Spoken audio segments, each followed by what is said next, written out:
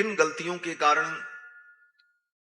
अथवा किन कमियों के कारण हम आज तक संसार में भटक रहे हैं, इसका विचार तो इन्हीं 5 अर्थों का मूल रूप से शास्त्र में विचार किया जाता है।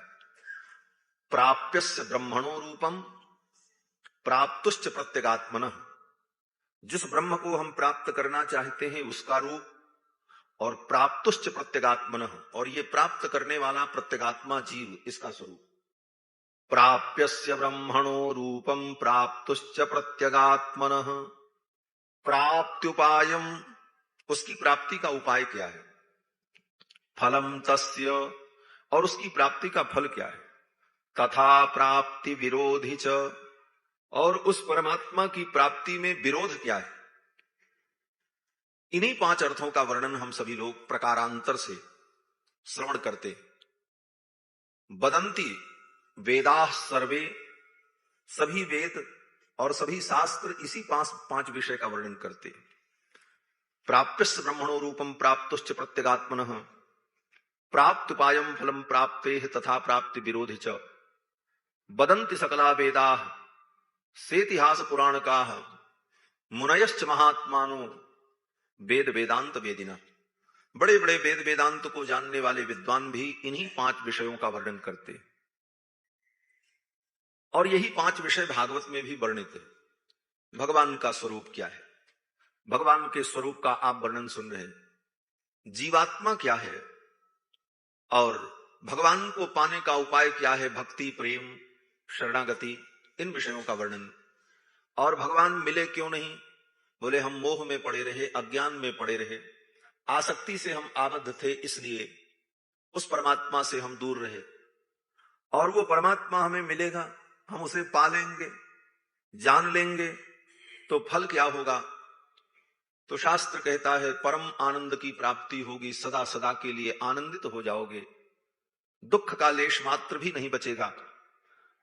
इसीलिए परमात्मा की प्राप्ति का प्रयत्न करना चाहिए, श्रवण करना चाहिए, विचार करना चाहिए, चिंतन करना चाहिए। कल की कथा में आप सभी लोगों ने श्रवण किया कि श्री सुखदेव जी महाराज ने राजा परीक्षित को भगवान की बाल लीला का वर्णन करते हुए भगवान की माखन चोरी लीला का वर्णन करके सुनाया। भगवान गोकुल में गोपियों के घर में जाकर के माखन चुराते। ये माखन भगवान को अत्यंत प्रिय है। कल की कथा में माखन का तात्पर्य आपने अनुभव किया कि ये मक्खन क्या है, नवनीत क्या है, बोले जीव का ही मानो प्रतीक है।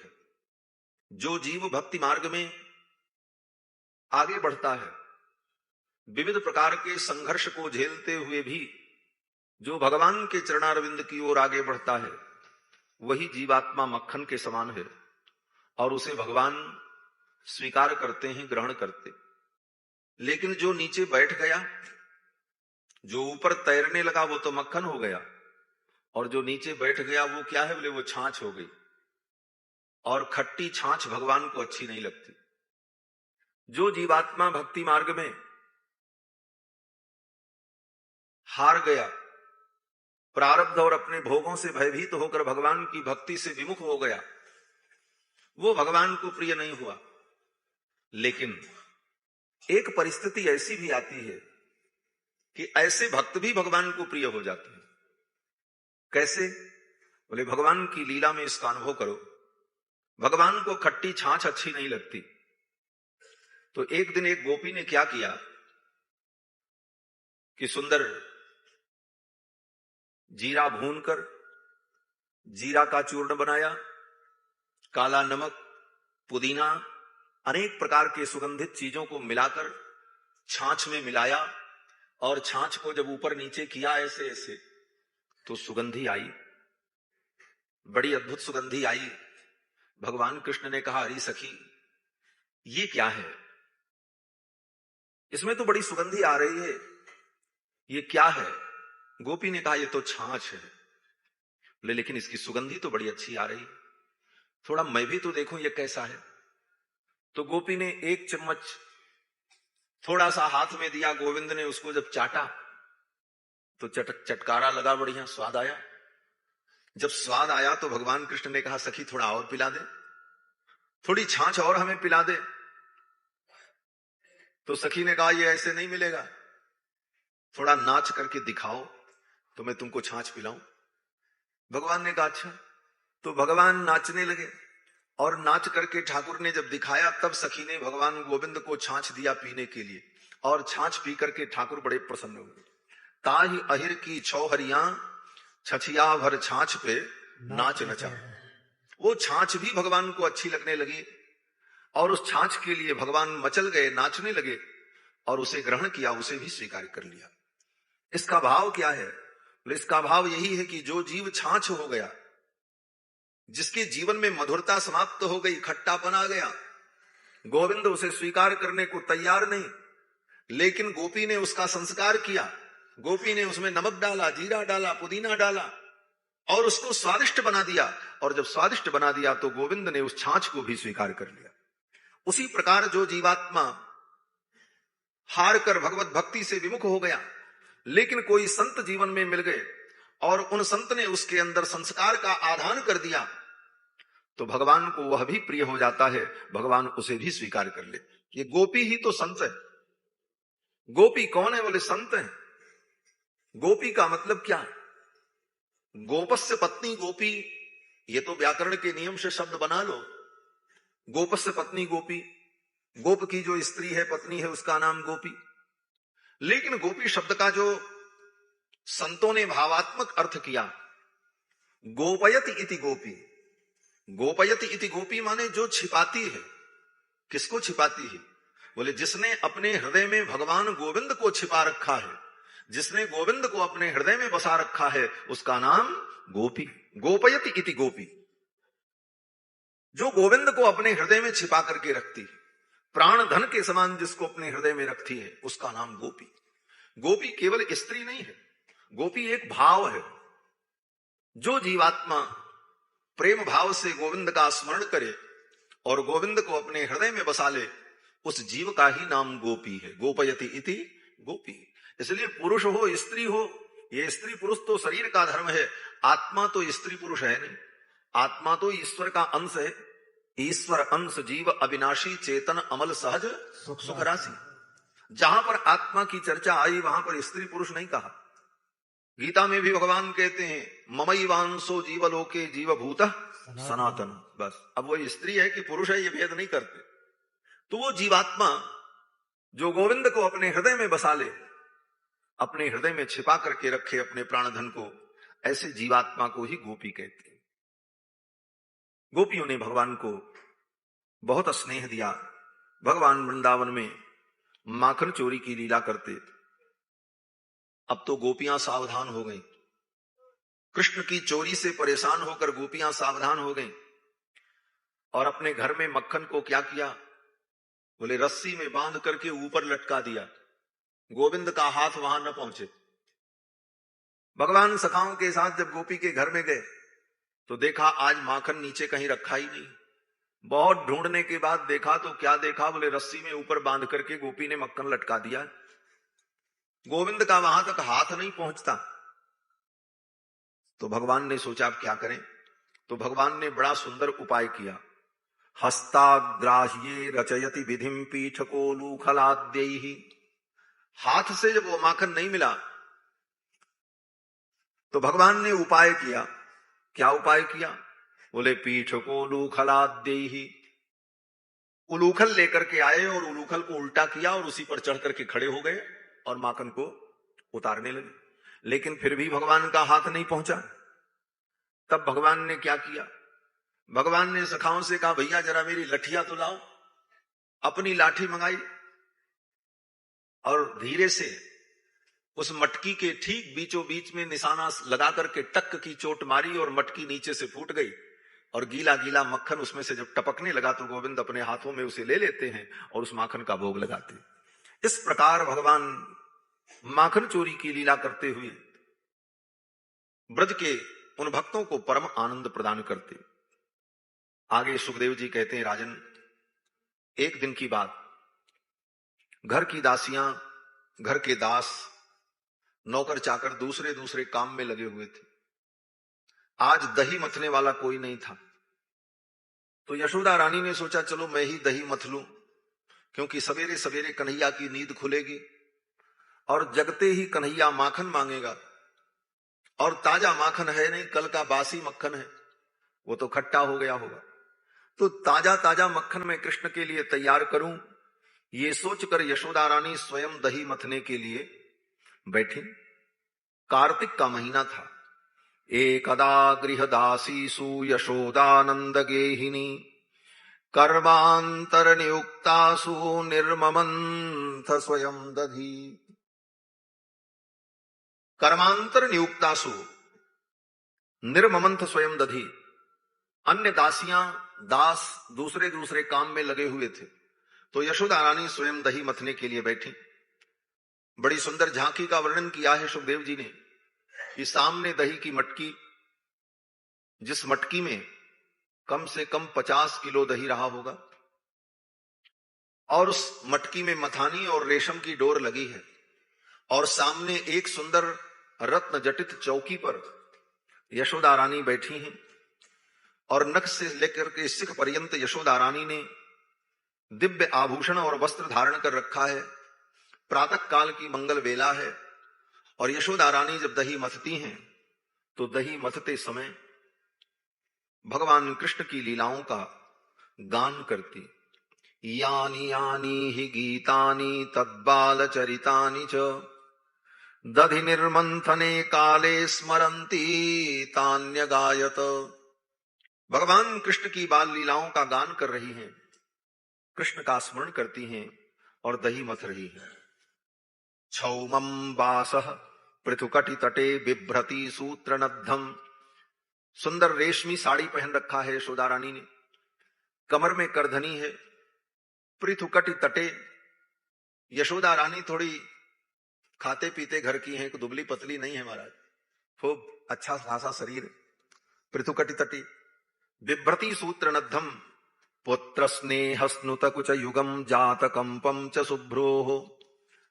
और पुत्र का स्मरण करने के कारण, कृष्ण का स्मरण करने के कारण हृदय में इतना स्नेह उमड़ रहा है कि यशोदा रानी के दोनों पयोधर निर्झरित होने लगे। कृष्ण का स्मरण करते ही यशोदा रानी के स्तन से दुग्ध झड़ने लगा, और उनकी कंचुकी भीज गई, और कंचुकी भीजने के बाद भी वह दुग्ध बाहर टपकने लगा। तब तक भगवान श्री कृष्ण की नींद खुल गई। भगवान की नींद खुली और दौड़ते हुए भगवान कृष्ण आए और आकर के मैया को पीछे से पकड़ लिया और कहा, मैया मुझे भूख लगी है, मुझे जल्दी से दूध पिला। गृहीत्वा दधिमंथानम न्यषेधत प्रीतिमावहन। गृहीत्वा दधिमंथानम न्यषेधत प्रीतिमावहन। आकर के मैया यशोदा को पीछे से पकड़ लिया कन्हैया ने और कहा, मैया मुझे दूध पिलाओ, मुझे भूख लगी है। मैया ने कहा, लाला रुक जाओ, बस दही मथ लूं, ये मक्खन निकलने वाला है, फिर मैं तुझे दूध पिलाती हूं। भगवान ने कहा, नहीं अभी मुझे दूध पिलाओ। मैया जब नहीं मानी तो भगवान श्याम सुंदर सामने आ गए और आकर के मथानी को पकड़ लिया। कहा, जब तक मुझे दूध नहीं पिलाओगी तब तक मैं दही मथने नहीं दूंगा। गृहीत्वा दधिमंथानम निषेधत प्रीतिमावहन। भगवान गोविंद ने जब आकर के मथानी को पकड़ लिया, दही मथना रुक गया, तो यशोदा रानी ने सोचा अब तो दूध पिलाना ही पड़ेगा। तो मैया ने दही मथना छोड़ दिया और गोविंद को गोद में ले लिया और आंचल से ढककर दूध पिलाने लगी, पैपान कराने लगी। भगवान गोविंद दूध पी रहे थे। दूध पीते पीते अभी तृप्त नहीं हुए, पेट नहीं भरा भगवान का। तब तक मैया यशोदा को याद आया, अरे रसोई घर में चूल्हे के ऊपर मैंने दूध रखा था गर्म होने के लिए, वो दूध तो जल गया होगा।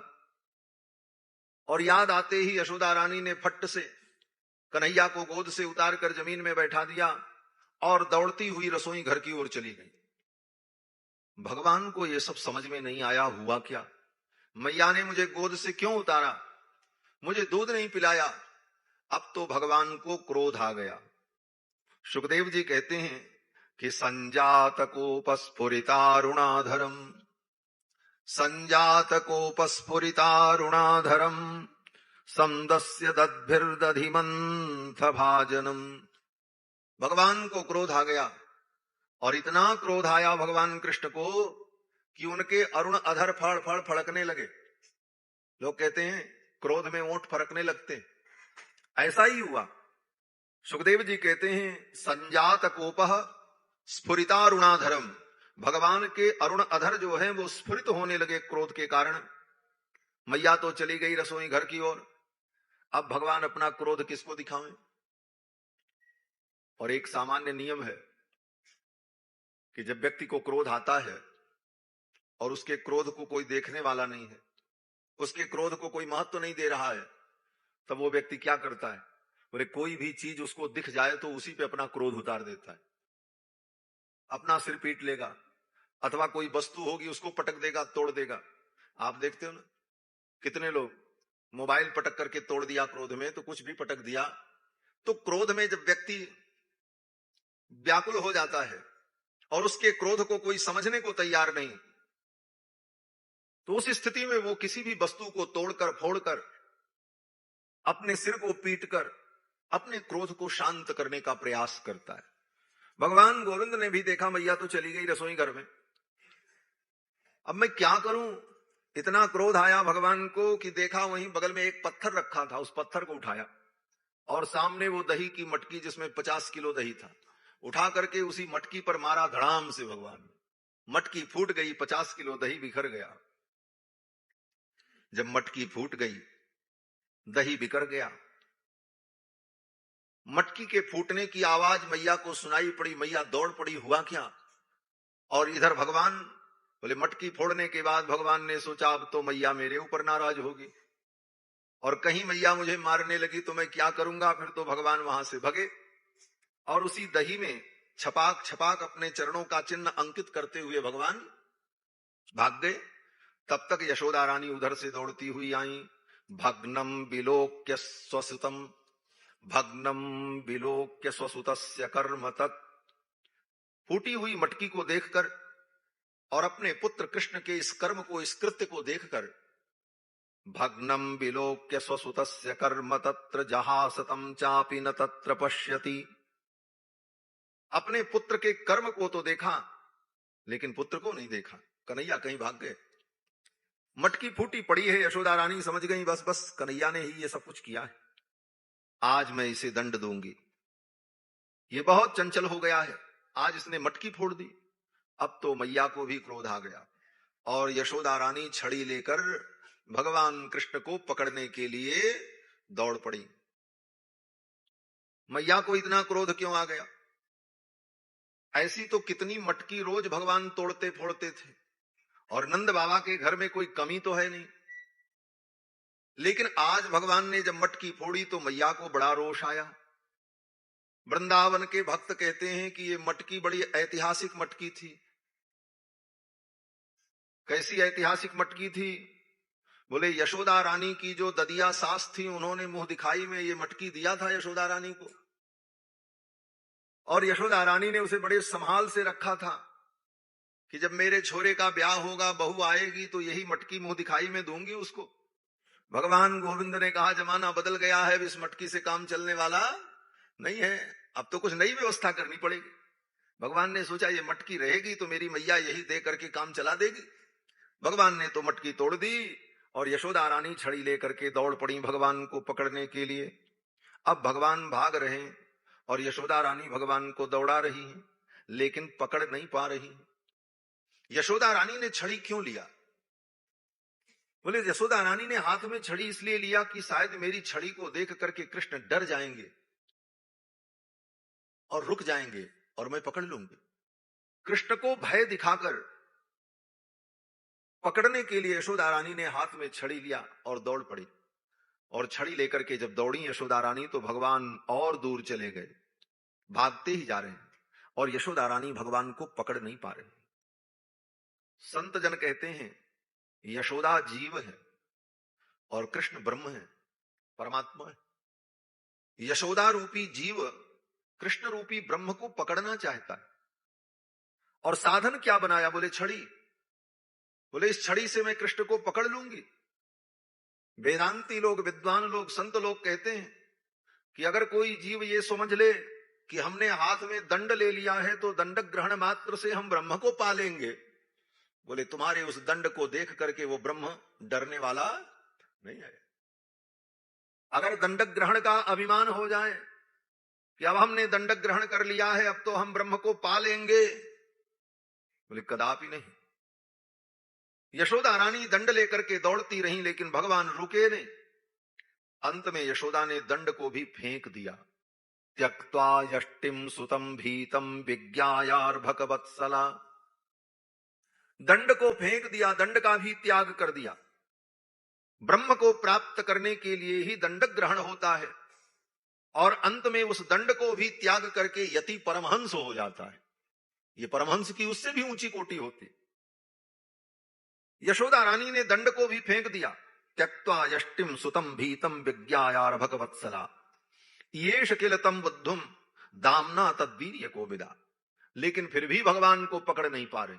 भगवान दौड़ते जा रहे हैं और यशोदा पीछे पीछे दौड़ रही हैं, लेकिन भगवान कृष्ण को पकड़ नहीं पाई। क्यों? बोले जीव अगर ये सोचे कि मैं अपने साधनों से, अपने प्रयास से मैं भगवान को प्राप्त कर लूंगा, उन्हें पकड़ लूंगा, पा लूंगा, बोले तो कभी नहीं पा सकता। जब तक भगवान स्वयं कृपा नहीं करेंगे तब तक उनको कोई जीव प्राप्त नहीं कर सकता। ऐसी ही लीला श्री रामावतार में भी हुई। जब श्री दशरथ जी महाराज भोजन करने बैठे तो राम जी सखाओं के साथ खेल रहे थे। दशरथ जी ने राम जी को बुलाया, बेटा आओ, भोजन का समय हो गया है। भोजन करत बोल जब राजा, भोजन करत बोल जब राजा, नहीं आवत तजी बाल समाजा, नहीं आवत तजी बाल समाजा। भोजन करत बोल जब राजा, नहीं आवत तजिबाल समाजा। दशरथ जी भोजन करते समय बुला रहे हैं, राम आओ भोजन कर लो, भोजन का समय हो गया। लेकिन राम जी आने को तैयार नहीं। दशरथ जी के बुलाने पर नहीं आए। तब दशरथ जी ने कौशल्या जी का सहारा लिया। दशरथ जी के बुलाने पर जब नहीं आए तब दशरथ जी ने कौशल्या से कहा, देवी आप जाओ और राम को लेकर के आओ, भोजन का समय हो गया। दशरथ जी ज्ञान स्वरूप है और कौशल्या बोले भक्ति का स्वरूप है। ज्ञान ने बुलाया भगवान को, ब्रह्म को, परमात्मा को, आओ, भगवान नहीं आए। तब बोले तब ज्ञान को भी भक्ति का सहारा लेना पड़ा। दशरथ जी ने कौशल्या से कहा, देवी तुम जाओ और तुम राम को पकड़ करके ले आओ, भोजन का समय हो गया। अब कौशल्या जी चली पकड़ने के लिए। कौशल्या जब बोलन जाई, कौशल्या जब बोलन जाई, ठुमुक ठुमुक प्रभु चलई पराई, ठुमुक ठुमुक प्रभु चलई पराई, कौशल्या जब बोलन जाई, कौशल्या जब बोलन जाई। कौशल्या जी का सहारा लिया, भक्ति का सहारा लिया। कौशल्या जी चल पड़ी भगवान को पकड़ने के लिए, लेकिन कौशल्या जी भी नहीं पकड़ पा रही। क्यों? बोले कौशल्या जी को लगा इनके बुलाने पर नहीं आए, मैं जाती हूं अभी पकड़ के लाती हूं। अगर भक्ति में ये अभिमान आ जाए कि ज्ञान के बुलाने पर परमात्मा नहीं आए, मैं तो भक्ति हूं और भक्ति से तो भगवान को हम निश्चित रूप से प्राप्त कर लेंगे, पकड़ लेंगे, ये भक्ति का भी अभिमान अगर आ जाए तो भक्ति के द्वारा भी भगवान को कोई नहीं पा सकता, भगवान और दूर चले जाते। अब भगवान जब और दूर चले गए, कौशल्या भी नहीं पकड़ पा रही, तब गोस्वामी जी वहां पर टिप्पणी लिखते हैं कि देखो, जिनका अंत वेद नहीं पाए, ब्रह्मा शंकर भी जिनका अंत नहीं पाए, उनको पकड़ने का हठ करती है कौशल्या। क्या पकड़ पाएगी? अगली पंक्ति में गोस्वामी तुलसीदास जी कहते हैं, निगम नीति शिव अंत न पावा, निगम नीति शिव अंत न पावा, ताई धरे जननी हठि धावा, ताई धरे जननी हठि धावा, ताई धरे जननी हठि धावा। निगम नेति शिव अंत न पावा। वेद, भगवान शंकर, विधि ब्रह्मा, ये भी जिनका अंत नहीं पाए, निगम नेति शिव अंत न पावा, वेद भी इनको नेति नेति कह करके मौन हो जाता है। ताहि धरे जननी हठि धावा, ऐसे ब्रह्म परमात्मा को पकड़ने के लिए जननी हठ कर रही है। यशोदा और कौशल्या जिद कर रही है, मैं पकड़ लूंगी, नहीं पकड़ पाती। भगवान और दूर भागते चले जाते। अंत में कौशल्या रानी जब थक गई और बैठ गई, कौशल्या रानी ने कहा, लाला अब मैं तुझे नहीं पकड़ पाऊंगी, मैं तो थक गई दौड़ते दौड़ते। तब भगवान ने कहा, ऐसी बात है तो ठीक है, अब मैं स्वयं आपकी पकड़ में आ जाता हूं। भगवान रुक गए और कौशल्या ने भगवान को पकड़ लिया। ये जीव ज्ञान, भक्ति, कर्म सब कुछ करके जिस दिन थक जाता है, और ये थकना बहुत जरूरी है। ये थकना इसलिए जरूरी है कि हमारा अभिमान टूट जाए। हमने कुछ किया, हमारे करने से कुछ हुआ, यह अभिमान टूट जाए और हमारा मन स्वीकार कर ले कि हमारे करने से तो कुछ नहीं हुआ, ठाकुर ने जो किया वो हुआ, उनकी करने से होता, हमारे करने से तो कुछ नहीं। ये अभिमान टूटना बहुत जरूरी है। और ये अभिमान जिस दिन टूट जाता है, फिर तो भगवान आपके सम्मुख खड़े। यशोदा भी हार गई, बोले अब नहीं पकड़ पाऊंगी। कौशल्या भी हार गई, मैं नहीं पकड़ पाऊंगी, तो भगवान पकड़ में आ गए। इसीलिए गोस्वामी तुलसीदास जी कहते हैं, सोई जानई जेहि देहु जनाई, और जानत तुम्हि हो जाई। भगवान को कौन जान सकता है? बोले जिसको भगवान अपने आप को जना दे, वही भगवान को जान सकता है। सोई जानई जेहि देहु जनाई, जानत तुम्हि होए जाई। तुम्हारी कृपा तुम्हि रघुनंदन, जानई भगत भगत उर चंदन। तो भगवान को जानने के लिए भगवान की कृपा की आवश्यकता है, भगवान को पाने के लिए भगवान की कृपा की आवश्यकता है। जब तक वो नहीं चाहेंगे तब तक उनको कोई पा नहीं सकता। यशोदा रानी थक गई, तब भगवान रुक गए। जब रुक गए तब यशोदा ने पकड़ लिया। अब यशोदा ने कहा, कन्हैया तेने आज मटकी फोड़ी है, आज मैं तुझे बांधूंगी। और यशोदा रानी ने रस्सी लिया और भगवान को बांधने लगी। फिर वही बात आ गई, यशोदा को फिर अभिमान हुआ, मैं अपनी रस्सी से कृष्ण को बांधूंगी। कृष्ण ब्रह्म है, यशोदा जीव है, और रस्सी क्या है? बोले गुण है। जीव अपने गुणों से भगवान को बांध नहीं सकता। उस अनंत गुण संपन्न परमात्मा को हमारे सीमित गुण कभी बांध नहीं सकते। हमारे गुण कम पड़ जाएंगे। हमारा ज्ञान, हमारी भक्ति, हमारी उपासना, हमारा भाव, हमारा साधन उस असीम परमात्मा को, अनंत परमात्मा को बांधने में कम पड़ जाएगा। यशोदा रानी रस्सी से भगवान को जब बांधने चली तो रस्सी कम पड़ गई। कितनी कम पड़ी? बोले 2 अंगुल, बस 3 अंगुल नहीं, 1 अंगुल नहीं, 2 अंगुल की कमी। दूसरी रस्सी को जोड़ा। यशोदा ने सोचा शायद रस्सी छोटी होगी। घर में जाकर के दूसरी रस्सी ढूंढ करके लाई और उस रस्सी में जोड़ा, और रस्सी को थोड़ा बड़ा किया और बांधने चली। और जब बांधने चली तो फिर 2 अंगुल कम हो गई। फिर तीसरी रस्सी जोड़ा, फिर बांधने चली, फिर रस्सी 2 अंगुल कम हो गई।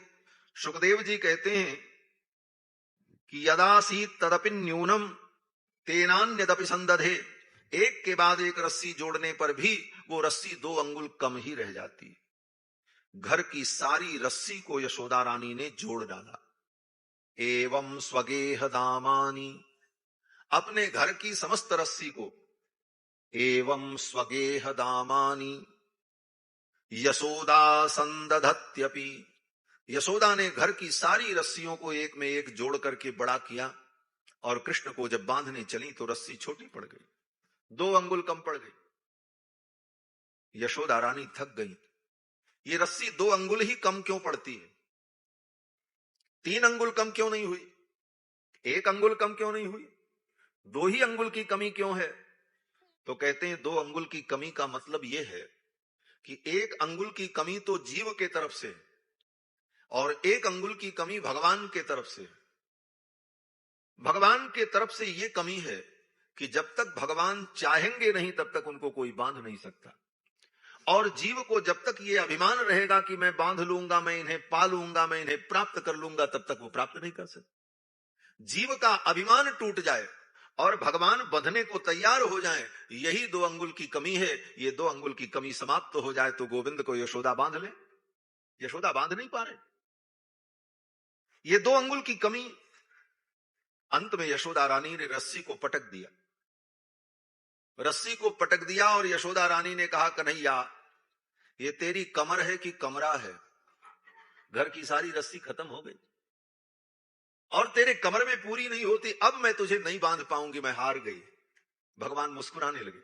भगवान ने कहा, मन में सोचा भगवान ने, मैं तो यही चाहता था, जीव हार मान ले फिर तो मैं तो बंधने को तैयार बैठा हूं। और यशोदा रानी ने जब हार मान ली कि अब मैं तुझे नहीं बांध पाऊंगी, तो भगवान भी बंधने को तैयार हो गए। और भगवान ने कहा, मैया तू बांधना चाहती है तो ले, मुझे बांध ले, मैं बंधने को तैयार हूं। यशोदा रानी ने कहा, मैं नहीं बांध पाऊंगी कन्हैया, ये रस्सी कम पड़ गई। भगवान ने कहा, अब नहीं कम पड़ेगी, अब तू बांध करके देख ले, अब ये रस्सी पूरी हो जाएगी। फिर भी यशोदा रानी को लगता ऐसा कैसे होगा, मन तो हार चुका था और भगवान यही देखना चाहते थे। यशोदा का मन हार गया, लेकिन भगवान के कहने पर यशोदा रानी ने रस्सी उठाई और बांधने का प्रयास तो कर रही हैं, लेकिन सोच रही हैं कि मैं बांध नहीं पाऊंगी, जो रस्सी कम पड़ गई बढ़ेगी कैसे। और भगवान बंधने को तैयार हो गए थे। फिर उसी रस्सी से यशोदा रानी ने भगवान को जब बांधना शुरू किया तो बांध लिया महाराज, वही रस्सी से बंध गए भगवान। सुखदेव जी कहते हैं, दृष्ट्वा परिश्रमम कृष्ण कृपयासीत स्वबंधने। मां के परिश्रम को देखकर भगवान स्वयं कृपा करके बंधन में आ गए। अब वही रस्सी इतनी बड़ी हो गई कि रस्सी के एक छोर से कन्हैया को बांधा और दूसरे छोर को उलूखल में बांध दिया। अभी तक वही रस्सी 2 अंगुल कम पड़ रही थी, कन्हैया के कमर में ही पूरी नहीं हो रही थी, और अब इतनी बड़ी हो गई कि उस रस्सी के एक छोर से कन्हैया को बांधा, और वो भी एक बार नहीं 3 बार लपेटा कमर में।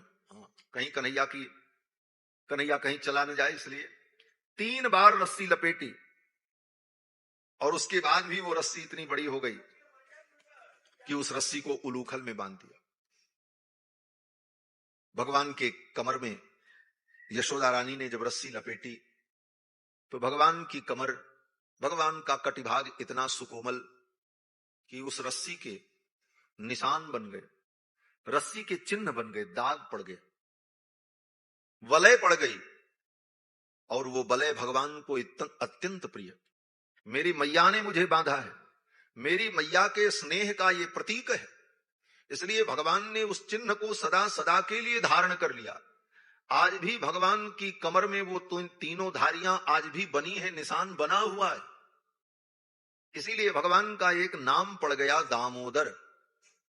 भगवान का नाम दामोदर इसीलिए पड़ा कि मैया ने भगवान के कमर में रस्सी बांधी।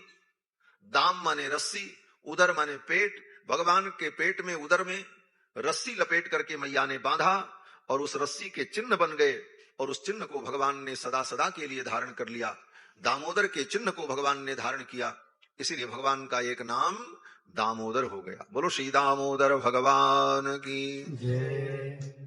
मैया ने भगवान को उलूखल में बांध दिया, और उलूखल में बांध करके मैया ने छोड़ दिया, जाओ आज दिन भर तुम बंधे रहो, आज न माखन दूंगी न तुझे कुछ खाने को मिलेगा, तूने मटकी तोड़ी है। भगवान को उलूखल से बांध करके यशोदा ने छोड़ दिया और यशोदा रानी घर का काम करने लगी। तब तक भगवान के सखा आ गए, हंसुक मनसुक श्री दामा सब आए। सबने कहा भैया कन्हैया चलो खेलने। भगवान ने कहा कैसे चले, मैया ने तो बांध दिया है। तो सखा ने कहा लाओ हम खोल देते हैं। भगवान ने कहा छूना मत, मैया ने बांधा है तो मैया ही खोलेगी, दूसरा नहीं खोल सकता कोई। भगवान को कोई बांध नहीं सकता, लेकिन अगर कोई भक्त अपने प्रेम के बंधन में भगवान को बांध ले तो भगवान उस बंधन को खोल करके जा नहीं सकते, भगवान उस बंधन में बंधे रहते।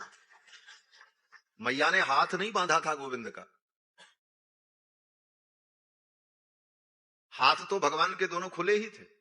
कमर में रस्सी लपेट करके बांध दिया और एक रस्सी का छोर उलूखल में बांध दिया। भगवान चाहते तो अपने ही हाथ से खोल के बांध जाते, लेकिन भगवान बंधे खड़े हैं। और सखा ने कहा हम खोल दें, बोले छूना मत, मैया ने बांधा है तो मैया ही खोलेगी। इसीलिए भक्तों ने कहा ये प्रेम का बंधन बड़ा विचित्र बंधन है। अहो चित्रम बंदे तत्प्रेम बंधनम। ये प्रेम का बंधन कितना विचित्र बंधन है, जिस बंधन में स्वयं भगवान बंध जाते। अहो चित्रम बंदे तत्प्रेम बंधनम यद्बद्धम मुक्तिदम मुक्तम प्रेमणा क्रीडा मृगी कृतम। इस प्रेम बंधन को मैं प्रणाम करता हूं। किसी व्यक्ति ने कहा अरे बंधन को प्रणाम करते हो, बंधन तो दुख का कारण होता है। सर्वम परवशम दुखम सर्वम आत्मवशम सुखम। परवशता बंधन तो दुख है और तुम बंधन को प्रणाम करते हो। तो भक्तों ने कहा ये बंधन साधारण बंधन नहीं है।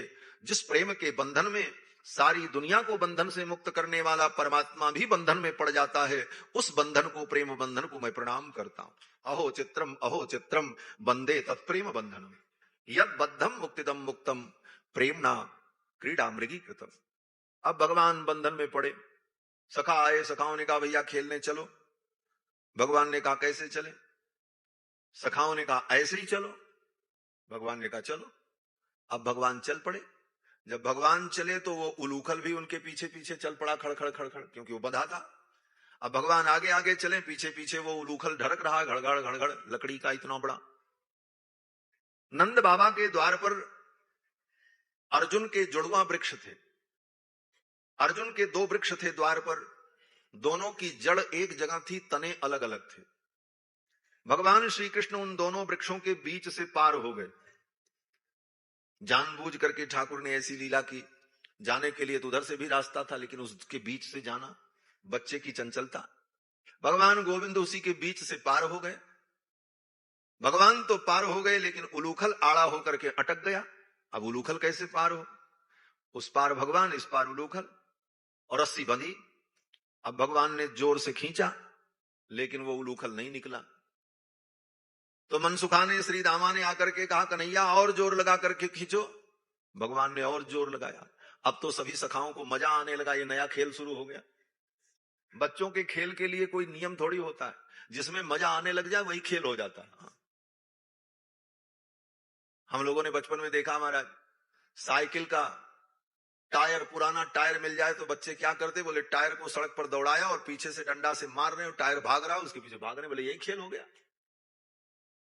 खेल के लिए आनंद की अभिव्यक्ति जिस विधि से हो वही खेल है, और खेलने के बाद भी आनंद की अभिव्यक्ति न हो, और आनंद की अभिव्यक्ति हो, इसीलिए तो हमारे आनंद ब्रह्मचारी जी आ गए। बोलो श्री सीता रामचंद्र भगवान की जय। आनंद की अभिव्यक्ति हो तभी क्रीड़ा का महत्व है, और खेलो और आनंद ना आवे तो फिर इस खेल का क्या मतलब। अब तो भगवान को इसी में आनंद आने लगा। सखाओं ने कहा भैया और जोर से खींचो। अब भगवान और जोर से खींचने लगे। चाहते तो भगवान लौट करके इधर से चले आते, दूसरी तरफ से चले जाते, लेकिन अब चले गए तो चले गए। अब वो उलूखल अटका, भगवान खींचते हैं, उलूखल निकलता नहीं है। तब तक श्री दामा सामने आया, आकर के सामने बैठ गया और भगवान का उत्साह संवर्धन करने लगा। अरे कन्हैया, अगर मैया का दूध पिए हो तो पूरी शक्ति लगा करके खींचो। बच्चे तो बच्चे, मैया का दूध पिए हो तो पूरी शक्ति लगा करके खींचो। भगवान श्याम सुंदर ने कहा अरे दारी के, तू मेरी मैया के दूध का नाम लेता है, तो देख मेरी मैया के दूध में कितनी शक्ति है। ऐसा कह करके भगवान ने जोर से खींचा तो धड़ाम से दोनों वृक्ष जड़ से उखड़ करके भूमि पर गिर पड़े। भगवान तो मैया का दूध पिए थे, बॉटल का दूध तो पिए नहीं थे। आज के बच्चे होते तो उनको जोश थोड़ी आता। आज का बच्चा कोई हो तो उसको जोश थोड़ी आएगा। कोई कहेगा माँ का दूध पिए हो तो आओ, तो कहेगा भैया हम पिए ही नहीं, हम तो बोतल का पिए। लेकिन भगवान तो माँ का दूध पीते। और दुनिया में माँ तो 2 ही है, एक जननी जो जन्म देती है उसका दूध, और दूसरी माँ बोले गैया मैया गाय का दूध। 2 ही तो माँ है दुनिया में जो हमारा पोषण करती है, एक मैया और दूसरी गैया। और भगवान इन्हीं का दूध पीते, मैया का दूध और गैया का दूध। बस भगवान ने कहा देख मेरी मैया के दूध में कितनी शक्ति है। हुंकार करके भगवान ने जोर से खींचा, अब तो दोनों वृक्ष जड़ से उखड़ करके गिर पड़े और उन दोनों वृक्षों के जड़ से दो देवता प्रकट हुए। एक का नाम नलकूबर और दूसरे का नाम मणिग्रीव। ये कुबेर के पुत्र थे। उन दोनों ने भगवान की परिक्रमा की और परिक्रमा करके दोनों आकाश में चले गए। इन दोनों को भगवान ने शाप मुक्त किया। आज इन दोनों का भगवान ने उद्धार किया। इनको शाप क्या था? तो सुखदेव जी कहते हैं कि पुरा नारद सापेन वृक्षताम प्रापितौ मदात् नलकूबर मणिग्रीवा वितिख्यातौ श्रियान्वितौ। नलकूबर और मणिग्रीव ये दोनों कुबेर के पुत्र थे। नारद जी ने इन्हें शाप देकर के वृक्ष योनि में डाल दिया। और नारद जी ने शाप क्यों दिया? सुखदेव जी कहते हैं ये दोनों एक दिन वारुणी मदिरा पीकर अप्सराओं के साथ मंदाकिनी नदी में, कैलाश के उपवन में मंदाकिनी में पानी में जल क्रीड़ा कर रहे थे नग्न होकर। नलकूबर, मणिग्रीव और अप्सराएं। वारुणीम मदिराम पीत्वा मदा घूर्णित लोचनौ। वारुणी पीकर मदा घूर्णित लोचनौ, इनकी आंखें लाल लाल थी और नग्न होकर के खूब अट्टहास कर रहे थे और नाच रहे थे उसी पानी में। तब तक देवर्षि नारद आए। नारद जी ने देखा ये कितने धृष्ट हैं। कुबेर के पुत्र होकर, देवता के पुत्र होकर इनका ऐसा अशिष्ट आचरण नारद जी को अच्छा नहीं लगा। और नारद जी को देखने के बाद भी वो दोनों सावधान नहीं हुए, उल्टे नारद जी की ही हंसी उड़ाने लगे, उनकी खिल्ली उड़ाने लगे। अब तो नारद जी को क्रोध आ गया। नारद जी ने कहा इन दोनों को बड़ा अभिमान है, धन के अभिमान में ये अंधे हो गए हैं। क्यों? बोले पिताजी देवताओं के वित्त मंत्री हैं, सारा खजाना इनके पिताजी के ही तो हाथ में है, कुबेर। तो धन के मद में ये अंधे हो गए। और धन के मद में कोई अंधा हो जाए तो उसकी आंख की रोशनी को ठीक करने के लिए दरिद्रता का अंजन लगाना पड़ता है। ये मैं नहीं कह रहा हूं, नारद जी कहते हैं कि असत श्रीमदांधस्य दारिद्र्यम परमंजनम। असत श्रीमदांधस्य, जिसको धन का अहंकार हो जाए और धन के अभिमान में अंधा हो जाए, उचित अनुचित का विवेक समाप्त हो जाए, ऐसे व्यक्ति के आंख को ठीक करने के लिए दारिद्र्यम परमंजन, दरिद्रता का ही अंजन सबसे बड़ी दवा है, जो दवा उसे ठीक कर सकती है। फिर तो नारद जी ने शाप दे दिया, बोले जाओ वृक्ष योनि को प्राप्त हो जाओ। दोनों चरणों में गिर पड़े, क्षमा मांगी। नारद जी को दया आ गई। ये महात्मा बड़े विचित्र होते महाराज, थोड़े में ही नाराज हो जाते हैं और व्यक्ति अगर क्षमा मांग ले तो फिर प्रसन्न भी हो जाते। क्षणे रुष्टा क्षणे तुष्टा, रुष्टा तुष्टा क्षणे क्षणे। नारद जी प्रसन्न हो गए और नारद जी ने कहा ठीक है कोई बात नहीं, चलो तुमने अपनी गलती स्वीकार कर ली, जाओ मैं अनुग्रह करता हूं। वृक्ष तो बनोगे लेकिन किसी जंगल में नहीं, ब्रज में, वृंदावन में, और नंद बाबा के द्वार पर गोकुल में तुम वृक्ष बनोगे और भगवान की बाल लीलाओं का तुम्हें दर्शन होगा। और एक दिन भगवान श्री कृष्ण बाल लीला करते करते तुम्हारा उद्धार करेंगे। आज भगवान ने इनका उद्धार किया और ये दोनों देवता नलकूबर मणिग्रीव भगवान की परिक्रमा करके स्वर्ग चले गए। एक दिन भगवान अपने द्वार पर बैठे थे, 3 वर्ष के कन्हैया कृष्ण। तब तक गांव में कोई फल बेचने वाली आई, टोकरी में फल रखकर गली में घूम रही थी और बोल रही थी केले ले लो, अमरूद ले लो, अंगूर ले लो, संतरे ले लो। भगवान दौड़े दौड़े आए और भगवान ने कहा अरे फल विक्रयणी मुझे भी फल दे दो। विक्रयणी ने अपनी टोकरी उतारी और नीचे रखा और कहा कृष्ण जो फल तुम्हें अच्छा लगे ले लो। भगवान के हाथ में कितना आवे, एक दो फल हाथ में लिया उतने में हाथ भर गया, नन्हे नन्हे हाथ भगवान के। तो भगवान ने कहा इसके बदले में मुझे क्या देना पड़ेगा। फल विक्रयणी ने कहा कृष्ण जो तुम्हें अच्छा लगे कुछ भी दे दो ला करके, मैं ले लूंगी। उस फल विक्रयणी ने भगवान को फल दिया। भगवान गए और जाकर के फल को घर में रखा और भगवान ने सोचा मैं इसको क्या दूं। तो भगवान गए भीतर घर में और अपनी नन्ही सी अंजुली में अन्न के कुछ दाने, एक मुट्ठी अन्न लेकर के भगवान आए। एक मुट्ठी में कितना अन्न आएगा, वो भी बालक की मुट्ठी में, और लेकर के आ रहे थे तो आधा तो रास्ते में गिर गया, आधा तो रास्ते में छिटक गया। जो कुछ थोड़ा बचा लेकर के भगवान आए और फल विक्रयणी से कहा री सखी यही मेरे पास है, तेरी टोकरी में डाल देता हूं। फल विक्रयणी को बड़ा संतोष था। देखो जिसके जीवन में संतोष होता है उसे बहुत कुछ मिलता है।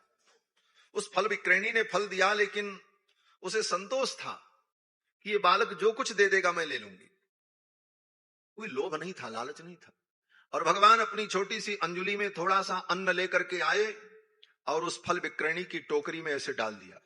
और ज्यों ही भगवान ने उन अन्न के कणों को फल विक्रयणी की टोकरी में डाला, भगवान के कर का स्पर्श होकर वो अन्न उसकी टोकरी में गिरे और गिरते ही वो जितने अन्न थे सब रत्न बन गए महाराज, हीरे पन्ने पोखराज बन गए।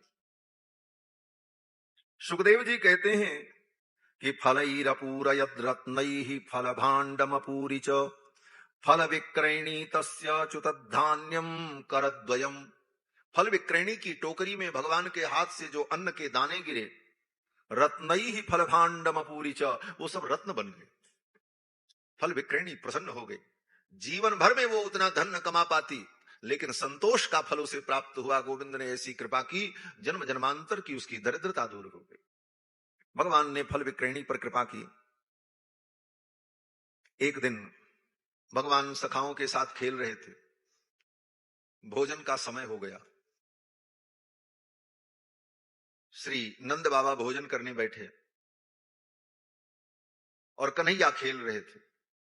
तो नंद बाबा ने यशोदा रानी से कहा री यशोदा कन्हैया को बुलाओ, भोजन का समय हो गया। जैसे रामावतार में लीला हुई ठीक वैसी लीला ये कृष्णावतार में भी। दोनों कथा साथ साथ में हम आपको सुनाते चले, राम जी की भी चर्चा बीच में आ जाए। दशरथ जी महाराज जब भोजन करने बैठे थे तो दशरथ जी ने भी बुलाया था। भोजन करत बोल जब राजा नहीं आवत तजी बाल समाजा। यहां भी श्री नंद बाबा ने बुलाया कि आओ भोजन कर लो, लेकिन भगवान नहीं आए। तब यशोदा जी गई भगवान को लाने के लिए और यशोदा रानी भगवान को पकड़ करके ले आई। तो जब पकड़ करके भगवान को लेकर के आई तो भगवान के शरीर में खूब धूल लगी हुई थी। मिट्टी में खेल रहे थे, खूब धूल लगी हुई। धूल धूसरितांगस्त्वम पुत्रमज्जनमावह।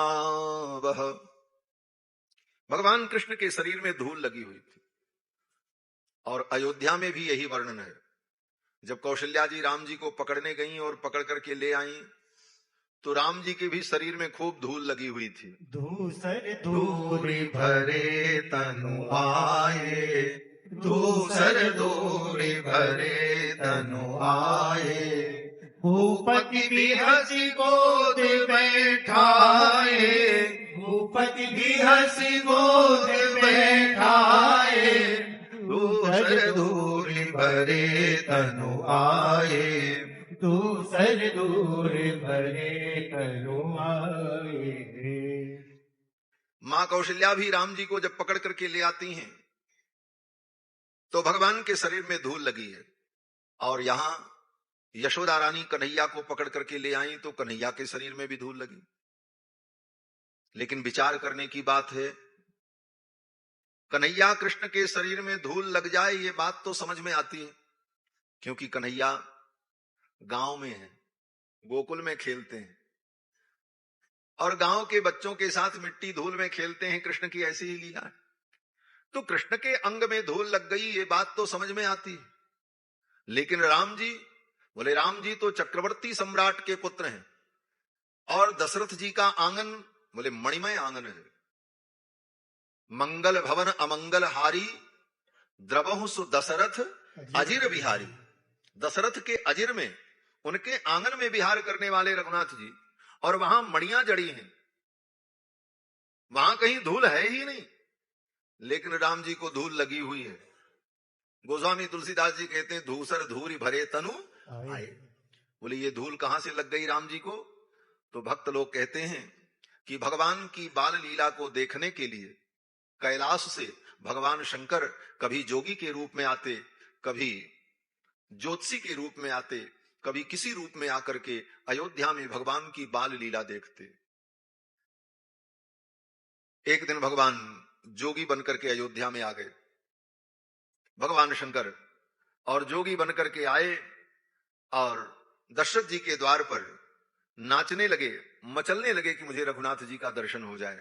आज अयोध्या की गलियों में घूमे जोगी मतवाला, अलख निरंजन खड़ा पुकारे, देखूंगा दशरथ लाला, देखूंगा दशरथ लाला। आज अयोध्या की गलियों में, आज अयोध्या की गलियों में घूमे जोगी मतवाला, अलख निरंजन खड़ा पुकारे, देखूंगा दशरथ लाला, देखूंगा दशरथ लाला। सैली बनकर के आ जाए, कभी ज्योतिषी बनकर के आ जाए। गोस्वामी तुलसीदास जी वर्णन करते हैं एक दिन भगवान शंकर अयोध्या में ज्योतिषी बनकर के आ गए और गली में घूम घूम करके लोगों का हाथ देखने लगे, और हाथ देख करके भूत भविष्य वर्तमान सब बता दे। ये समाचार महल में पहुंचा। मां कौशल्या ने कहा बुलाओ ऐसे ज्योतिषी जी को, मैं भी अपने बेटे का हाथ दिखाऊंगी। अवध आज आगम एक आयो। अवध आज भगवान शंकर कभी योगी के रूप में, इस आवाज को बढ़ा दो अगर थोड़ी कृपा करो, बहुत कृपा हो जाएगी, जन्म जन्मांतर तक हम ऋणी रहेंगे आपके, कृपा करें। बोलो श्री सीतारामचंद्र भगवान की है। अवध आज आगम एक आयो, करतल निरख कहत सब गुणगन बहुतन परिचो पायो। कभी भगवान ज्योतिषी बनकर के आते, कभी जोगी बनकर के आते और भगवान की बाल लीलाओं का दर्शन करते। और जब एकांत अवसर मिलता तो भगवान श्री रघुनाथ जी को गोद में उठाकर भगवान शंकर अपने हृदय से लगा लेते। एक दिन भगवान लुका छिपी का खेल खेल रहे थे। भगवान एकांत में छिपे हैं और एक सखा को खोजने की ड्यूटी लगी, बोले तुम खोजो हम छिपते हैं। तो भगवान श्री रघुनाथ जी जहां एकांत में छिपे थे, भगवान शंकर ने सोचा यही मौका बहुत अच्छा है मिलने का। जहां पर रघुनाथ जी छिपे थे वहीं भगवान विश्वनाथ प्रकट हो गए और दोनों की बड़ी मधुर वार्ता हुई। फिर तो विश्वनाथ ने, भोले बाबा ने रघुनाथ जी को, रामलला सरकार को गोद में बैठा करके हृदय से लगाया, और जब हृदय से लगाया, गोद में चिपटाया, तो भगवान शंकर के शरीर में जो भस्म लगी थी, जो धूल लगी थी, वो सब राम जी को लग गई। और वो धूल जब लग गई तब तक उधर से मैया आ गई भगवान को बुलाने के लिए, भोजन का समय हो गया। वही धूल लगाए लगाए भगवान पहुंच गए। धूसर धूरी भरे तनु आए और भूपति बिहसी गोद बैठा। दशरथ जी ने अपने गोद में बैठा लिया। लेकिन यहां वृंदावन की लीला तो अद्भुत है। दशरथ जी ने तो रामलला को बैठा लिया अपनी गोद में, धूल भी नहीं झाड़ी, जैसे धूल लगी थी वैसे ही राम जी को गोद में बैठा लिया। धूसर धूरी भरे तनु आए, भूपति बिहस गोद बैठाए। लेकिन नंद बाबा ने, बोले नंद बाबा ने जब देखा कन्हैया के शरीर में धूल लगी है, तो नंद बाबा ने कहा जाओ पहले स्नान करो, तुम्हारे शरीर में धूल लगी है।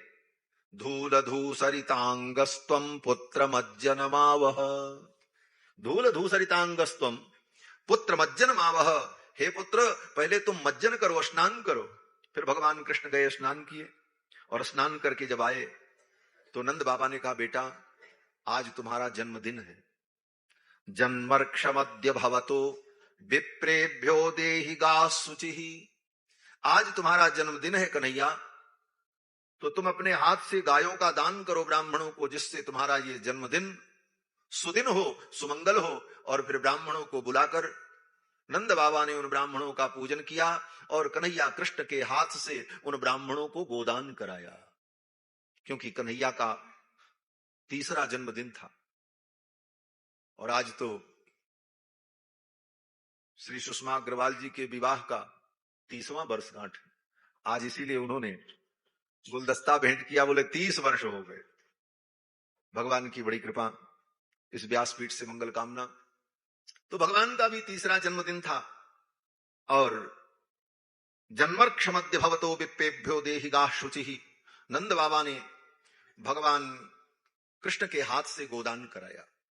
ये वात्सल्य भक्ति है। वात्सल्य भाव की भक्ति में ऐसी ही उपासना होती। आज भी वैष्णव के जो 4 संप्रदाय हैं, वैष्णव में 4 संप्रदाय हैं, श्री संप्रदाय, ब्रह्म संप्रदाय, रुद्र संप्रदाय और सनकादि संप्रदाय। श्री संप्रदाय का मतलब भगवान नारायण ने श्री जी को, लक्ष्मी जी को सर्वप्रथम मंत्र दिया और कहा कि लोक मंगल के लिए, लोक कल्याण के लिए इस मंत्र की परंपरा को आगे बढ़ाओ। तो भगवान के द्वारा लक्ष्मी जी ने मंत्र प्राप्त करके जो परंपरा आगे बढ़ाई, उस परंपरा का नाम श्री संप्रदाय। वो श्री संप्रदाय श्री रामानुज संप्रदाय, श्री रामानंद संप्रदाय, ये दोनों श्री संप्रदाय। लेकिन भगवान ने सोचा इतने से जगत का कल्याण नहीं होगा, तो भगवान नारायण ने ब्रह्मा जी को मंत्र दिया और ब्रह्मा जी से कहा कि आप इस मंत्र को अपने शिष्यों को देकर के परंपरा को आगे बढ़ाओ। तो ब्रह्मा जी को जो मंत्र देकर के परंपरा चलाई, उस संप्रदाय का नाम ब्रह्म संप्रदाय पड़ा। उस ब्रह्म संप्रदाय के आचार्य माध्व मुनि हुए, स्वामी मध्वाचार्य। श्री चैतन्य महाप्रभु उसी परंपरा में हुए। ये माध्व वैष्णव परंपरा। इसके बाद भी भगवान ने सोचा इतने से जीवों का कल्याण नहीं होगा, और लोगों के कल्याण के लिए कोई और मार्ग खोला जाए। तब भगवान ने रुद्र को मंत्र दिया और भगवान नारायण ने रुद्र को मंत्र देकर आज्ञा करी कि आप इस परंपरा को आगे बढ़ाओ, वैष्णव भक्ति को आगे बढ़ाओ। तो भगवान रुद्र ने वो मंत्र परंपरा जो आगे बढ़ाई, उसी परंपरा में आगे चल करके विष्णु स्वामी हुए और उसी परंपरा में आगे चल करके श्री वल्लभाचार्य जी महाराज हुए, जो सूरदास जी के गुरु हैं। ये रुद्र परंपरा। और भगवान नारायण ने भक्ति मार्ग का प्रवर्तन करने के लिए सनकादिकों को मंत्र दिया और सनकादिकों से कहा इस परंपरा को आगे बढ़ाओ। तो सनकादिकों ने जो परंपरा आगे बढ़ाई, उसी परंपरा में आगे चल करके श्री निम्बारकाचार्य महाप्रभु हुए, जिन्होंने भक्ति मार्ग का विस्तार किया। तो श्री ब्रह्म रुद्र सनकाः चत्वारः संप्रदायिनः, श्री संप्रदाय, ब्रह्म संप्रदाय, रुद्र संप्रदाय, सनकादि संप्रदाय, ये 4 संप्रदाय के द्वारा ही वैष्णव भक्ति का सारे जगत में विस्तार हुआ। इन 4 संप्रदाय में जो रुद्र संप्रदाय है, जिस परंपरा में श्री वल्लभाचार्य जी महाराज, श्री सूरदास जी महाराज, उस वल्लभ परंपरा में भगवान की उपासना वात्सल्य भाव से होती है। भगवान को बाल रूप में चिंतन करते हुए, उनको बालक के रूप में अनुभव करके उनकी उपासना होती है। इसलिए वल्लभ संप्रदाय में आज भी भगवान का जब जन्म महोत्सव होता है, कृष्ण जन्म हो, तो वल्लभ संप्रदाय में भगवान के हाथ से आज भी दान कराया जाता है। भगवान के ही हाथ से छुआ करके वस्तुएं ब्राह्मणों को दान कराई जाती हैं, मेरे ठाकुर का, मेरे बालक का मंगल हो। क्योंकि वल्लभ कुल में वात्सल्य भाव की उपासना है। वात्सल्य भाव से भगवान की उपासना की जाती है। तो नंद बाबा ने भी भगवान के हाथ से गोदान कराया। इसके बाद कथा आती है कि एक दिन श्री नंद बाबा और नंद बाबा के जो 8 अन्य भाई, वो सब लोग एक साथ बैठे थे। नंद बाबा 9 भाई हैं, 9 नंद, नंद, उपनंद, धरानंद, सदानंद, घनानंद, ये सब नंद बाबा के भाई लोग, 9 नंद, ये सब बैठे और गोकुल की समस्याओं पर चर्चा हो रही थी। तो उसमें जो उपनंद थे, उपनंद जी ने कहा, उपनंद जो थे वो बड़ी उम्र के थे, उनकी बात सब लोग सुनते थे। तो जो उपनंद थे उन्होंने कहा कि अब इस गोकुल में रहना ठीक नहीं है। तत्रोपनंद नामाह गोपो ज्ञान वयोधिक देश कालार्थ तत्वज्ञ प्रिय कृद्राम कृष्णयो। उपनंद ने कहा कि भैया अब इस गोकुल में रहना ठीक नहीं है। क्यों? बोले यहां कोई न कोई उत्पात होता है। पूतना आ गई थी, सकटासुर कहां से आ गया, तृणावर्त आया, बिना आंधी बवंडर के ये दोनों पेड़ अपने आप गिर पड़े।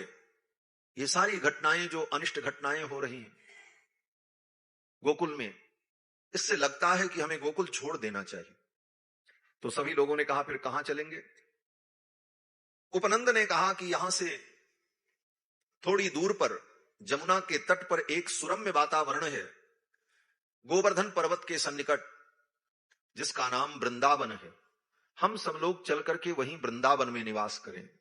आयांत्यत्र महोत्पाता बालानाम नाश हेतवः। बालकों के नाश के लिए यहां पर अनेक उत्पात आते हैं, अनेक उत्पात हो रहे हैं, और हमारे बच्चे ही नहीं रहेंगे तो हम लोग रह करके क्या करेंगे? इसलिए हम लोगों को अपने परिवार के सहित यहां से चल देना चाहिए। उपनंद की बात सभी ने मान ली और तैयारी हुई। बैलगाड़ी के ऊपर, छकड़ों के ऊपर घर की सामग्रियों को रख लिया, बच्चों को बैठा दिया गाड़ी में, जो बूढ़े थे उनको गाड़ी में बैठा दिया, जो जवान थे वो पैदल चल पड़े, और सब गाते बजाते आनंद पूर्वक गोकुल छोड़ करके वृंदावन के लिए चल पड़े। और वृंदावन में आकर के जमुना के तट पर सुंदर गांव बसाया। वनम वृंदावनम नाम पशव्यम नवकाननम गोप गोपी गवाम सेव्यम पुण्याद्रितृणवीरुधम। जमुना के तट पर आकर वृंदावन में गांव बसाया। कैसा गांव? बोले अर्धचंद्राकार। ऐसे घर बनाना शुरू किया, एक घर, दो घर, तीन, चार, पांच, छह, ऐसे करते करते जैसे चंद्रमा हो, अर्धचंद्रमा। अर्धचंद्राकार गांव बसाया वृंदावन में जमुना के तट पर, और वहीं आनंद पूर्वक सभी गोप ग्वाल बाल रहने लगे। अब भगवान की वृंदावन लीला प्रारंभ होती। अभी तक जो भगवान की लीला थी ये गोकुल लीला थी, अब वृंदावन बिहारी हो गए। अभी तो गोकुलनाथ थे भगवान, अब तो वृंदावन बिहारी हो गए। और वृंदावन में भगवान जब आए तो सर्वप्रथम भगवान वत्सपाल बने। मैया यशोदा ने और नंद बाबा ने कहा, कन्हैया अब तू बड़ा हो गया, कुछ घर का काम सीख।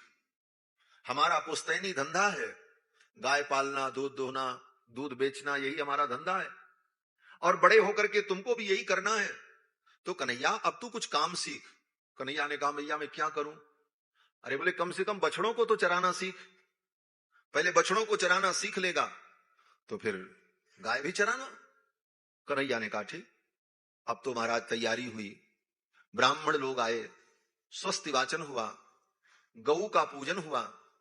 कन्हैया के मस्तक पर ब्राह्मणों ने तिलक लगाया, बलराम जी के मस्तक पर तिलक लगाया, नूतन नवीन वस्त्र धारण कराया, कारी कामरिया ओढ़ाई, हाथ में लाठी दी, और मंगल आशीर्वाद देकर के गायों बछड़ों का पूजन करके ब्रजवासियों ने कृष्ण और बलराम को वत्सपाल पद पर प्रतिष्ठित किया। भगवान की प्रतिष्ठा हुई किस पद पर? वत्सपाल। भगवान अब वत्सपाल बन गए। कलवाक्य स्वकालेन वत्सपालौ बभूवतुः। भगवान वत्सपाल बन गए और बछड़ों को लेकर के भगवान चराने के लिए जाते। लेकिन मैया ने कहा, देख कन्हैया ज्यादा दूर मत जाना। हाँ, अभी दूरे ब्रज भुवः। यशोदा रानी ने कहा, बहुत दूर मत जाना बछड़ों को लेकर के। क्यों? बोले मैया ने सोचा कन्हैया भी बालक है, कहीं दूर गया और भटक गया, रास्ता भूल गया, नहीं आया तो मैं क्या करूंगी।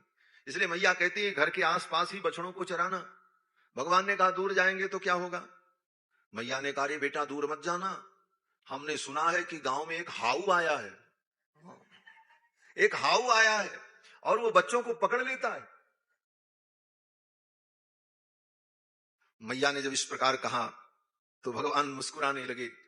भगवान ने कहा, ठीक है मैया, मैया कहती वो हाउ बच्चों को देख करके पकड़ लेता, इसलिए लाला दूर मत जाना, यही घर के आसपास बछड़ों को चराना। अभी दूरे ब्रज भुवा सह गोपाल दार कई। और भगवान अपने वहीं घर के आसपास के क्षेत्र में बछड़ों को चराने लगे। एक दिन भगवान बछड़ों को चरा रहे थे तो कंस का भेजा हुआ एक असुर आया, इसका नाम बत्सासुर। बछड़े का रूप धारण करके आया और उन्हीं बछड़ों में शामिल हो गया। मौके की तलाश करने लगा कि मौका मिले तो मैं कृष्ण को मार दूं। तब तक भगवान ने देख लिया, तम वत्सरूपिणम वीक्ष वत्सयूथ गतम हरि। भगवान हरि ने देख लिया, अरे ये तो असुर है। दर्शयन बलदेवाय, बलराम जी को दिखाया। बलराम जी को बुला करके भगवान ने कहा, भैया ये असुर है, ये बछड़ा नहीं है। तो बलराम जी ने कहा तो ठीक है, असुर है तो इसको भी निपटा दो। भगवान ने कहा ठीक। भैया बलदाऊ की आज्ञा हो गई। और फिर भगवान ने क्या किया, बोले जा करके पीछे से उस असुर के दोनों पांव को पकड़ लिया। वो बछड़ा बन करके उन्हीं बछड़ों के बीच में घूम रहा था। तो गृहीत्वा परपादाभ्याम, उसके पिछले दोनों पैरों को भगवान ने पकड़ा। वो अपनी पूंछ से मारने चला। पूंछ से मारने चला तो पूंछ को भी साथ में ही पकड़ लिया भगवान ने।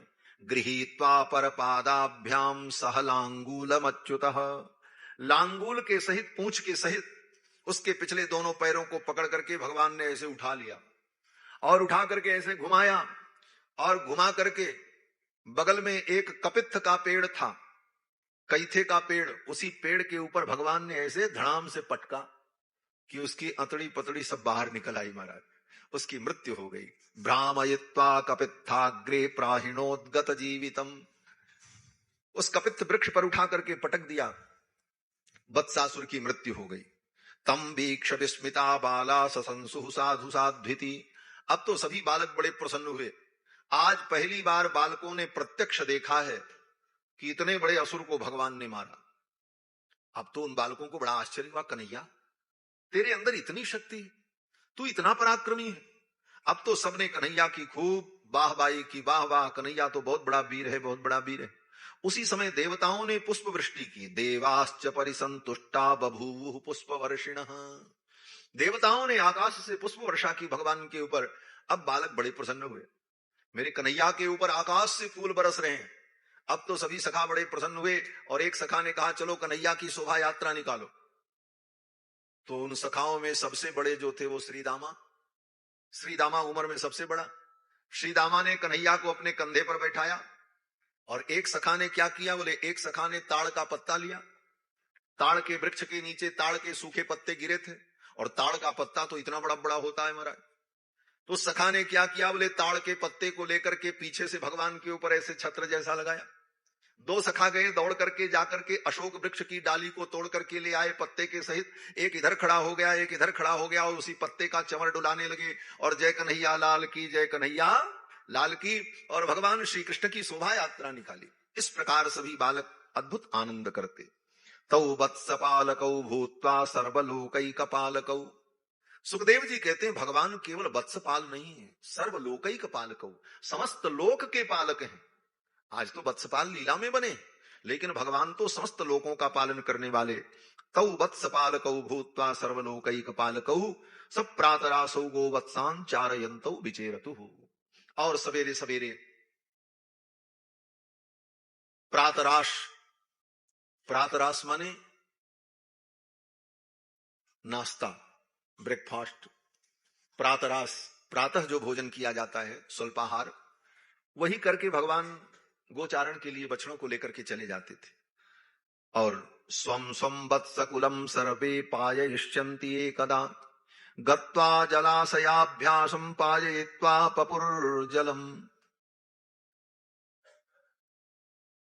सभी सखा अपने गायों, अपने बछड़ों को पानी पिलाकर स्वयं पानी पी करके जब लौटे तब तक देखते क्या है, एक असुर आ गया, कंस का भेजा हुआ। फिर इसका नाम था बकासुर। ये बकासुर पूतना का भाई है, इसी की बहन थी पूतना। बकासुर आया और बगुले का रूप धारण करके और अपनी चोंच से भगवान को पकड़ने चला। भगवान को जब अपनी चोंच से पकड़ने चला, सवई बको नाम महान सुरो बकरूप धृक आगत्य सहसा कृष्णम तीक्ष्णतुंड्रो गसद्बली। अपने तीक्ष्ण चोंच के द्वारा भगवान को पकड़ लिया, और ज्यों ही भगवान को पकड़ा, भगवान ने अपनी तेज शक्ति का स्मरण किया। तेज शक्ति का भगवान ने जब स्मरण किया तो उसकी चोंच में जैसे आग लग गई हो, तुरंत उसने छोड़ दिया इसे। जैसे कोई व्यक्ति धोखे से अंगार पकड़ ले और हाथ जले तो छोड़ दे, उसी प्रकार उस बकासुर ने भगवान को छोड़ दिया। और ज्यों ही छोड़ा तो भगवान ने लपक करके उसकी दोनों चोंच के दोनों हिस्सों को पकड़ लिया और बीच से उसे फाड़ करके फेंक दिया। चच्छर्द सद्योतिरुषाक्षतम बकस्तुंडेन हंतुम पुनरभ्यपद्यत तमापतंतम सनिगह्य तुंडयोर्दोर्भ्याम बकम कंस सखम सताम पति। उस बकासुर के चोंच के दोनों हिस्सों को भगवान ने पकड़ लिया और पश्यत्सु बालेषु ददार लीलया। पश्यत्सु बालेषु, उन बालकों के देखते देखते भगवान ने ददार लीलया, बीच से दरदरा करके उसे फाड़ करके फेंक दिया। ददार लीलया मुदा वहो वीरण वद्दि बहु कसाम। इस प्रकार भगवान ने बकासुर का उद्धार किया। आगे कथा आती है कि भगवान बकासुर का उद्धार किए। एक दिन इसी प्रकार भगवान बछड़ों को चरा रहे थे अपने सखाओं के साथ, तो कंस का भेजा हुआ एक असुर आ गया, अघासुर। ये भी पूतना का भाई है। ये पूतना का भाई आया, कंसानुशिष्ट स बकी बकानुजः। बकासुर और बकी का ये छोटा भाई था अघासुर। विशाल अजगर सर्प का रूप धारण करके आया और मुंह खोल करके बैठ गया, और छोटा मोटा नहीं था महाराज। उसका मुख यहां तो उसकी पोंछ कम से कम 15 किलोमीटर दूर, इतना लंबा था। और ऐसे ऐसे ऐसे, ऐसे जंगल में, उस जंगल में सखा लोग गए नहीं थे कभी। पहली बार आज बछड़ों को लेकर के भगवान पहुंचे, तो सखाओं को लगा कि अरे ये तो कोई पर्वतमाला है, ये तो बड़ी सुंदर पर्वतमाला है। फिर सब सखा उस अघासुर के मुख के पास जब पहुंचे तो देखा उसका बड़ा विशाल मुख था। बच्चों को समझ में नहीं आया कि ये कोई सर्प है, कोई असुर है। उन बच्चों को तो लगा कि ये पर्वत श्रृंखला है और ये पर्वत की गुफा है, क्योंकि उसके ऊपर आंख जो थी वो तो दिख नहीं रही थी, और बड़ी शांति से वो बैठा था। बच्चों ने कहा भैया ये गुफा तो बड़ी अच्छी है, चलो देखते हैं इसके अंदर। और ज्यों ही उसके मुख में गए सखा सब, तो उसकी जीभ जो थी बड़ी चिकनी थी। ज्यों ही चढ़ करके थोड़ी ऊपर जाए तब तक सर्र से सरक करके नीचे चले आए। अब तो बच्चों को बड़ा मजा आने लगा। जैसे स्कूल में देखा होगा, बच्चों के खेलने के लिए बना रहता है, इधर से सीढ़ी चढ़ करके जाओ और उधर सट्ट से सरक करके नीचे चले जाओ, तो मजा आता है बच्चों। अब उस अघासुर के मुख में जब बच्चे जाएं तो थोड़ी दूर ऊपर जाएं, तब तक पैर फिसल जाए तो सट्ट से सरक करके नीचे चले आए, और चोट भी नहीं लगती क्योंकि उसकी जीभ बड़ी मुलायम थी। सखाओं ने कहा भैया ये तो बड़ी मजेदार जगह है, लेकिन और ऊपर चल करके वहां से सर करके नीचे आया जाए तब मजा आएगा। बोले कैसे चलेंगे? बोले सीढ़ी तो थी नहीं। तब तक एक सखा ने देखा, उस सखा ने कहा अरे यहां तो बहुत बढ़िया व्यवस्था है। बोले क्या है? बोले ये दोनों तरफ जो खंभे गड़े हुए हैं ना, इसी को पकड़ के चलना है। अघासुर के जो दांत थे, उन दांतों को पकड़ पकड़ करके वो सब बच्चे चढ़ करके ऊपर जाएं और उसके जीभ के कंठ के पास जाकर के वहां से जब सरकते तो सर्र से सरक करके नीचे आते। खूब मजा आने लगा। अब सब बच्चे एक साथ खेल रहे हैं। भगवान श्री कृष्ण आए। भगवान कृष्ण ने देखा अरे ये तो अघासुर है, और ये सखा इस दैत्य के मुख में चले गए, मुझे इनकी रक्षा करनी चाहिए। भगवान शरणागत वत्सल है। एक बार भगवान की शरण में कोई आ जाए तो फिर उसे भगवान से कहने की जरूरत नहीं पड़ती, भगवान हर क्षण उसकी रक्षा करते रहते। बिनत विविध भूत ब्रात रक्षैक दीक्षे, शरणागत भक्तों की रक्षा की दीक्षा लेकर के भगवान बैठे रहते। भगवान ने कहा मुझे इनकी रक्षा करनी चाहिए, और भगवान आए, और वो अघासुर भी प्रतीक्षा कर रहा था कृष्ण भी आ जाए तब मैं अपने मुख को बंद करूं। भगवान आए, और जो ही भगवान ने उसके मुख में प्रवेश किया वो अपने मुख को बंद करने लगा। जब मुख को बंद करने लगा तब तक भगवान ने अपने हाथ को ऊपर ऐसे उठाया और उसके तालू में लगाया, और ऊपर की ओर धक्का दिया और उसके मस्तक को फाड़ करके भगवान बाहर निकल करके चले आए। श्री सुखदेव जी कहते हैं मूर्धन विनिस्पाट्य विनिर्गतो हरिहि, उसकी मूर्धा को फाड़ करके भगवान बाहर निकल आए। तेनैव सर्वेषु बहिर्गतेषु प्राणेषु वत्सान् सुहृद परेतान्, अपने उन सुहृदों की प्राण रक्षा की भगवान ने। वक्त्रान मुकुंदो भगवान विनिर्ययौ, फिर भगवान भी बाहर निकल करके चले आए। अघासुर तो मर गया। सुखदेव जी कहते हैं राजन, अघासुर के मर जाने के बाद उसका शरीर 1 वर्ष तक वृंदावन में पड़ा रहा। मांस तो गल गया और हड्डियां, बोले हड्डियां यथावत बची रही, और हड्डी के ऊपर जो चमड़ा था वो चमड़ा भी बचा रहा। भीतर का मांस गल गया, हड्डियां बची रह गई और चमड़ा बचा रह गया। तो हुआ क्या, बोले जैसे डूम पांडाल बनाओ तो डूम पांडाल में लोहे के एंगल लगा करके ऊपर से कपड़ा लगा दिया जाए तो पांडाल बन जाता है। उसी प्रकार अघासुर की जो हड्डियां थी वो तो एंगल का काम कर रही थी, और ऊपर से जो उसका चमड़ा था वो कपड़े जैसा, तंबू जैसा तना हुआ, और उसके पेट में पूरी जगह हो गई महाराज, मांस तो सब गल गया। तो बच्चे क्या करते थे, बोले जब बछड़ों को चराने जाएं तो उसके पेट में घुस जाते थे और जाकर के लुका छिपी का खेल खेलते थे। सुखदेव जी कहते हैं कि राजन, राजन आजगरम चर्म शुष्कम वृंदावनेद्भुतम, उस अघासुर का सूखा हुआ चमड़ा, उसका शरीर वृंदावनेद्भुतम, वृंदावन में अद्भुत क्रीड़ा का विषय बन गया। ब्रजौ कसाम बहुतिथम बभूव क्रीड गहुवरम, वृंदावन के उन बालकों के लिए क्रीड़ा का विषय बना रहा, और सब बच्चे जाते उसके पेट में जाकर के घुस जाएं, उसी में दौड़ें, खेलें, लुका छिपी का खेल खेलें। इस प्रकार सब आनंद होता रहा। 1 वर्ष तक अघासुर का शरीर वहीं वृंदावन में पड़ा रहा। आगे कथा आती है कि एक दिन श्री ब्रह्मा जी महाराज आए। ब्रह्मा जी ने विचार किया कि भगवान की दिव्य ललित लीलाओं का मैं दर्शन करूं, और भगवान की दिव्य ललित लीला का दर्शन करने के लिए ब्रह्मा जी ने अद्भुत करामात की। लोग कहते हैं ब्रह्मा जी भगवान की लीला में विघ्न करने आए,